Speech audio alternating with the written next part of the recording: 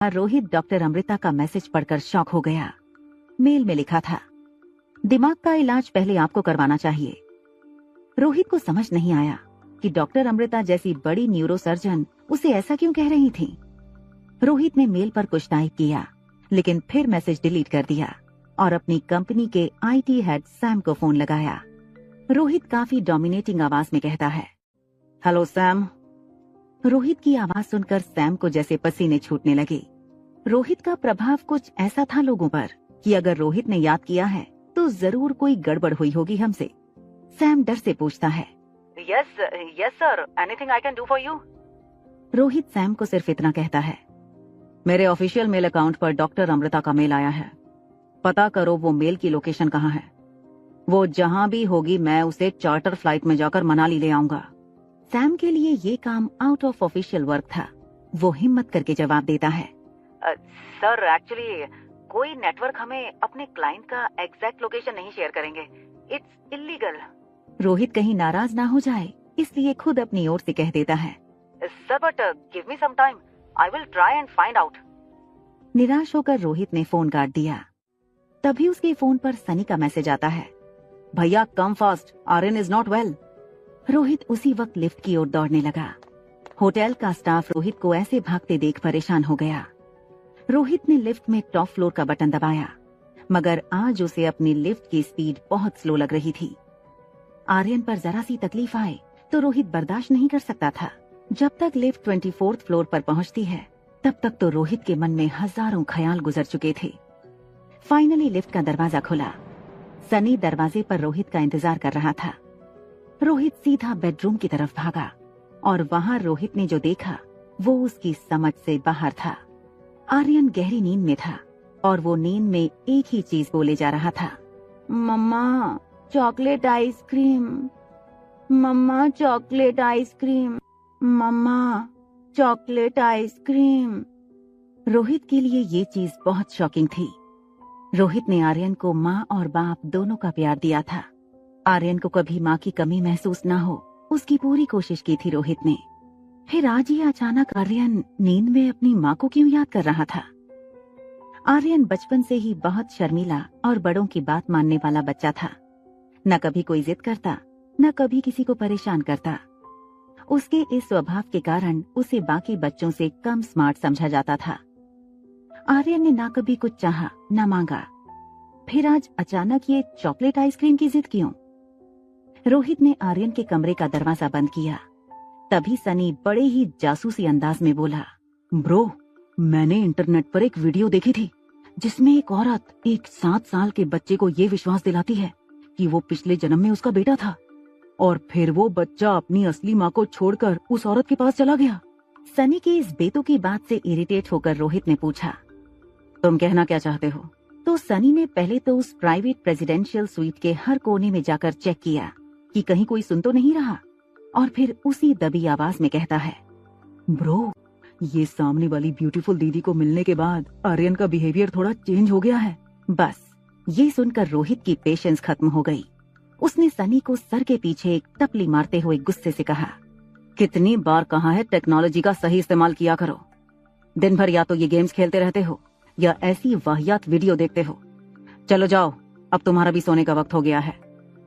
रोहित का ऑर्डर सुनने के बाद किसी की हिम्मत नहीं थी उसके ऑर्डर को फॉलो ना करे। सनी भी चुपचाप अपने कमरे की ओर चला गया। रोहित ने सनी को वहाँ से भगा तो दिया, मगर सनी की बात उसके दिल में शक गड़ा चुकी थी।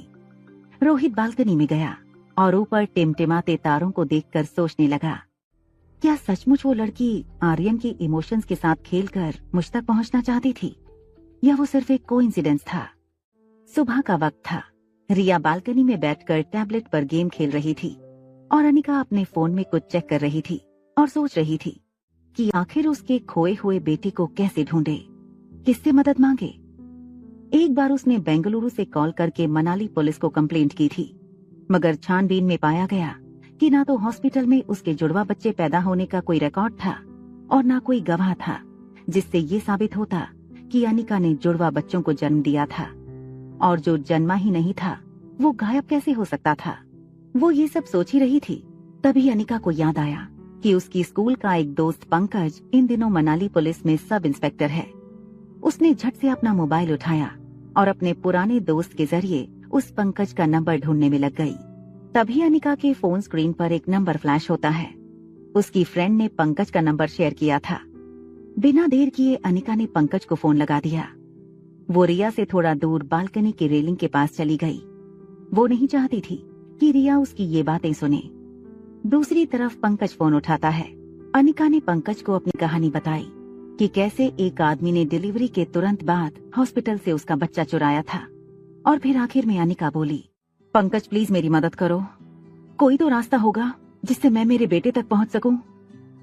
पंकज पहले से इस केस से वाकिफ था, इसलिए अनिका की पूरी बात सुनने के बाद पंकज ने कहा, चलो अगर मैं मान भी लूं कि तुम जो कह रही हो वो सब सच है, फिर भी मैं ऑफिशियली तुम्हारे लिए कुछ नहीं कर सकता, क्योंकि कहीं भी ऐसा कोई सबूत नहीं है जो ये बता सके कि तुम्हारे जुड़वा बच्चे हुए थे। I am really sorry. Anika का दिल बैठ सा गया। उसके बेटे तक पहुंचने की उसकी उम्मीदें कम होती नजर आ रही थीं। पंकज भी मानो अनिका की चुप्पी से उसकी उदासी भाप गया हो, वैसे उसने मायूस अनिका को उम्मीद की एक किरण दिखाते हुए कहा, देखो अनिका, मैं एक बात कह सकता हूँ ऑफ द रिकॉर्ड, मनाली में जितने भी गलत काम होते हैं, चाहे वो किडनैपिंग ही क्यों ना हो, सारे केसेस में कहीं ना कहीं तुम्हारे ससुराल वाले यानी कि डोगरा खानदान का हाथ होता ही है। देखो अगर वहीं से कुछ पता चले तो। पंकज के फोन रखने के बाद अनिका गहरी सोच में डूब गई और वो अपने अंगूठे को दांत के बीच दबाकर बालकनी में तेज कदमों से घूमने लगी। वो सोच रही थी कि क्या पंकज ने जो कहा वो सच था, और अगर वैसा है भी तो डोगरा खानदान से उसके बेटे की इंफॉर्मेशन आखिर कैसे निकाली जाए। तभी उसे एक आइडिया आया और उस आइडिया का नाम था कुणाल। क्यों ना कुणाल के जरिए कोई इंफॉर्मेशन निकाली जाए। अनिका कुछ सोच के कुणाल को मिलने का तय करती है। अनिका फट से बेडरूम में जाकर चेंज करती है। रिया अभी अपनी गेम में इतनी इन्वॉल्व थी कि उसे उसके पास क्या चल रहा है उसकी कोई खबर ही नहीं थी। अनिका जीन्स और कुर्ती पहनकर बाहर आई। उसने तेजी से अपना पर्स और मोबाइल उठाते हुए रिया से कहा, देखो बेटा, मम्मा 2-3 घंटों में वापस आ जाएगी। तुम्हें कुछ भी चाहिए तो होटल के रूम सर्विस से मंगवा लेना।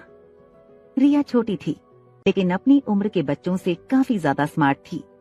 उसको अक्सर अकेले रहने की आदत थी। अनिका ने मेन डोर खोला और बाहर जाकर अनिका ने फिर से रिया को आवाज लगाई, कुछ भी हो जाए रूम से बाहर मत निकलना। हमारे रूम के सामने एक बड़ा पागल और एक छोटा पागल रहता है। रिया ने बालकनी से ही आवाज दी, नहीं जाऊंगी, लव यू मम्मा। अनिका ने दरवाजा बंद किया और लिफ्ट की ओर मुड़ी तो अचानक उसके पांव वहीं जम गए। लिफ्ट के पास रोहित और सनी खड़े थे। इतना ही नहीं, उन्होंने सब कुछ सुन भी लिया था। कुछ देर तो रोहित अनिका को और अनिका रोहित को बस देखते ही रहे। रोहित ने black T shirt, blue jeans और ब्लैक स्पोर्ट शूज पहने थे। रेगुलर जिम और स्ट्रिक्ट डाइट की वजह से रोहित एकदम फिट था। रोहित को देखकर किसी भी यंग लड़की की नजर रोहित से हटती नहीं थी। अनिका की भी नजरें रोहित पर जम चुकी थीं, मगर अनिका की वजह कुछ और थी। वो जान चुकी थी कि जब उसने रोहित को पागल कहा तब वो उसके पीछे ही खड़ा था। थोड़ी देर अनिका अपने हाथ गर्दन के पीछे घुमाते हुए यहाँ वहाँ देखने लगी। तभी लिफ्ट का दरवाजा खुला और रोहित सीधा लिफ्ट के अंदर गया। सनी भी अनिका को एंग्री लुक देते हुए लिफ्ट के अंदर चला गया। अनिका सोच रही थी कि दूसरी लिफ्ट ले लूंगी, तभी लिफ्ट मैन ने कहा, प्लीज कम इन मैडम। ना चाहते हुए भी अनिका को वही लिफ्ट में जाना पड़ा। रोहित या सनी को फेस ना करना पड़े, इसलिए अनिका दरवाजे की ओर मुंह करके खड़ी हो गई। लेकिन स्टील के बेदाग दरवाजे से पीछे खड़े रोहित और सनी की शक्लें साफ दिखाई दे रही थीं। अनिका सोच रही थी कि आखिर उसने उसकी बात सुन के कुछ रिएक्ट क्यों नहीं किया। वहीं दूसरी तरफ रोहित इस लड़की को समझने की कोशिश कर रहा था। अनिका के हाव भाव से रोहित ये पता लगाने की कोशिश कर रहा था कि आखिर ये लड़की उसके नजदीक आना चाहती थी या उससे दूर रहने की कोशिश कर रही थी। मगर पास खड़ा सनी अनिका की बातों से बहुत ज्यादा हर्ट लग रहा था और इसलिए उसने कुछ पल की चुप्पी के बाद आखिर में अनिका से पूछ ही लिया, आपने छोटा पागल किसको बोला? अनिका थोड़ी देर शांत रही, फिर कुछ सोचकर अचानक उसने लिफ्टमैन से पूछा, इस होटल में रहने वाले मेहमानों की प्राइवेसी का बिल्कुल ख्याल नहीं रखा जाता क्या? ये सुनते ही अब तक कंट्रोल कर रहा सनी भड़क कर बोला, हमारी होटल मनाली की सबसे सेफ और सिक्योर होटल है। अनिका भी अब झगड़े का मूड बना चुकी थी। वो फिर लिफ्टमैन से बोली, इतनी सिक्योरिटी के बावजूद कल मेरी चॉकलेट आइसक्रीम चोरी हो गई। एक्चुअली कुछ डाकू आए और आइसक्रीम लूट कर चले गए। सनी अपनी वीडियो गेम पॉज करके और अपने मोबाइल को अपनी जेब में रख के फुल ऑन झगड़ने के मूड में मैदान में उतरा। एक्सक्यूज मी, आपने हमें डाकू कहा?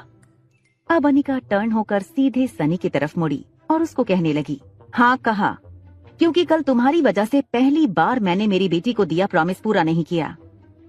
अनिका ने जब ये कहा तो रोहित ने तुरंत इंटरफेयर करके पूछा, क्या मतलब?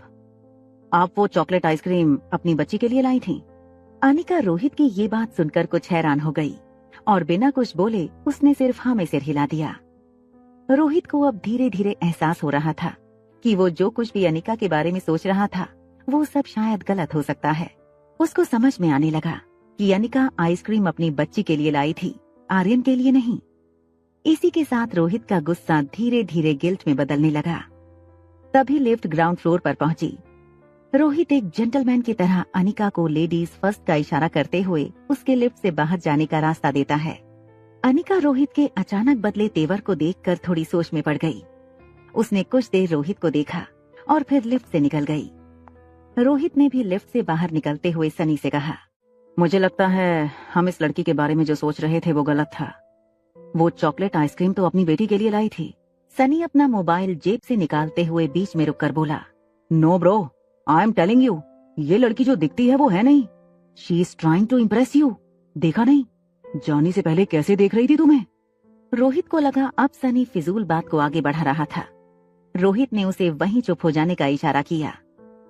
होटल लॉबी से बाहर निकलते हुए अनिका कुणाल से मिलने का कोई आइडिया सोच रही थी, लेकिन वो इस बात से बिल्कुल बेखबर थी कि एक बहुत बड़ा सरप्राइज उसका इंतजार कर रहा था। आगे की कहानी जानने के लिए देखें अगला एपिसोड।